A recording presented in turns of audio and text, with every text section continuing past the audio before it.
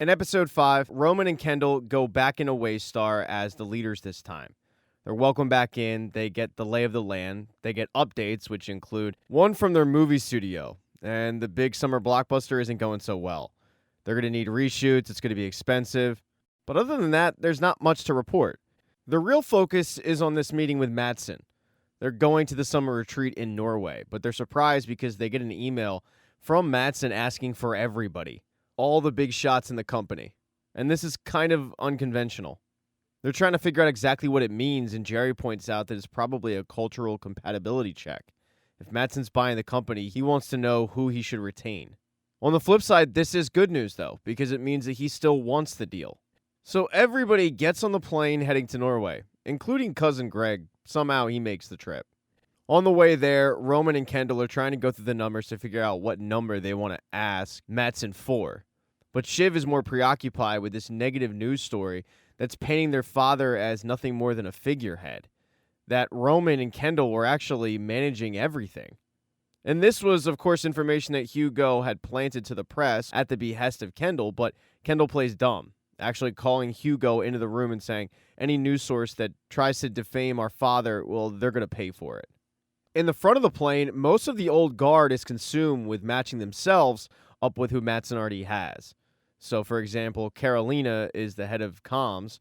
She's matching herself up against Matsson's current head of comms because if he buys the deal, one of them's got to go.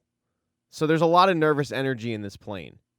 A few hours later, everybody touches down in Norway. They arrive, they get settled, but they have to quickly head up to meet with Matsson.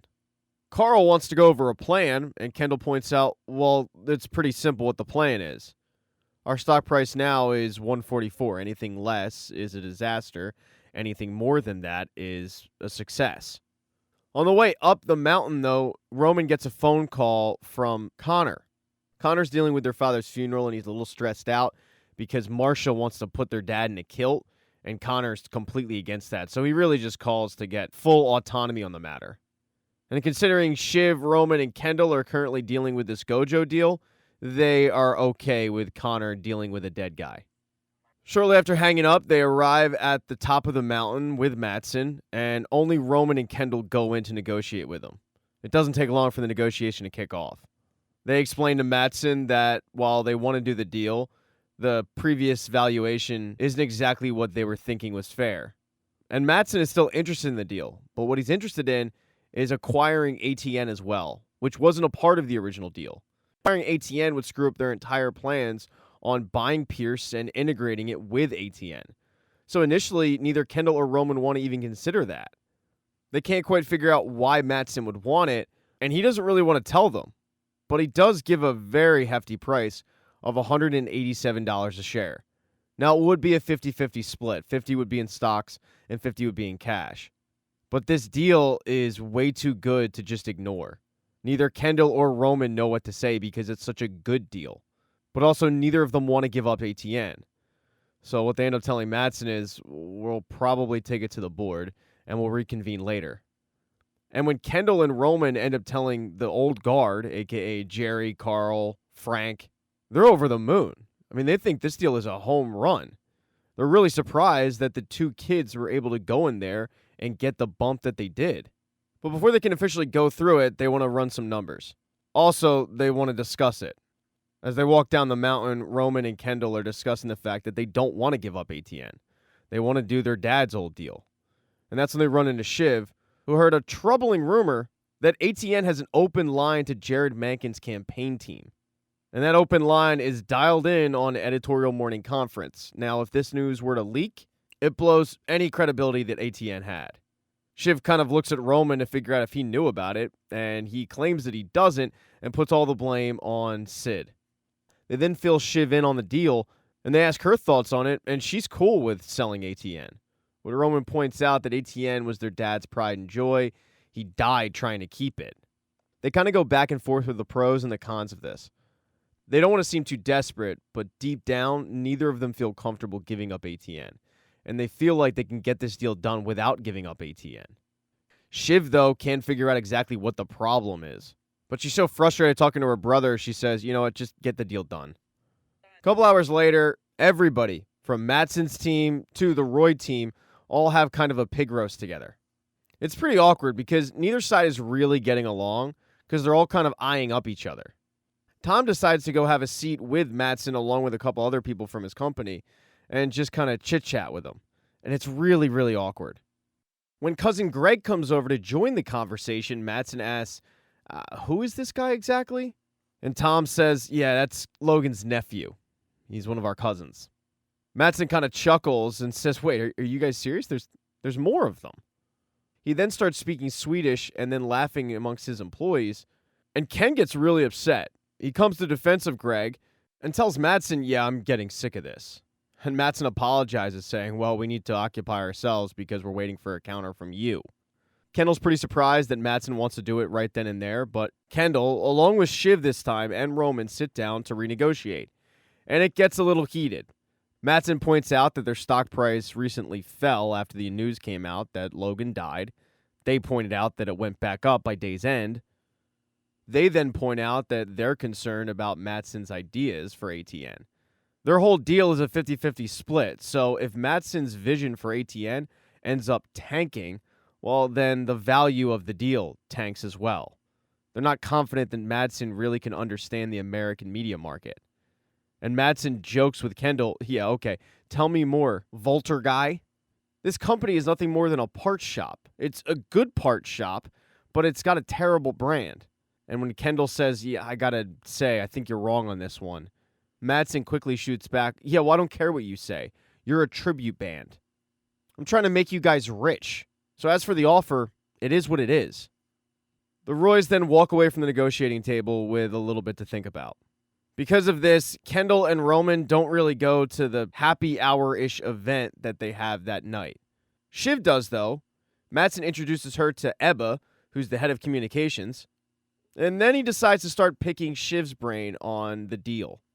He's able to get Shiv a loan, and the advice that she gives him is, well, yeah, if you keep offering more money, eventually I think they'll say yes. He then pulls out some cocaine and starts telling Shiv that Ebba, his head of communications, isn't very good, and asks how Carolina is. And Shiv says, no, she's great. He hands the cocaine to Shiv, and she kind of swirls it around but doesn't do it, although she does drink, and I don't think there's iced tea in the glass. Matsson asks Shiv about what's going on with her marriage with Tom, and she fills him in. And then he tells her a story about his last girlfriend. After they broke up, he decided, as a joke, to send her a half a liter of blood brick. Just frozen blood. Started as a joke, then it kind of got serious, then it's a joke again. Anyway, that girl was Ebba, so he's not quite sure what to do. He figures he could just deny it and lawyer up, but Shiv points out, yeah, she's got a freezer of your blood, though, as proof of that.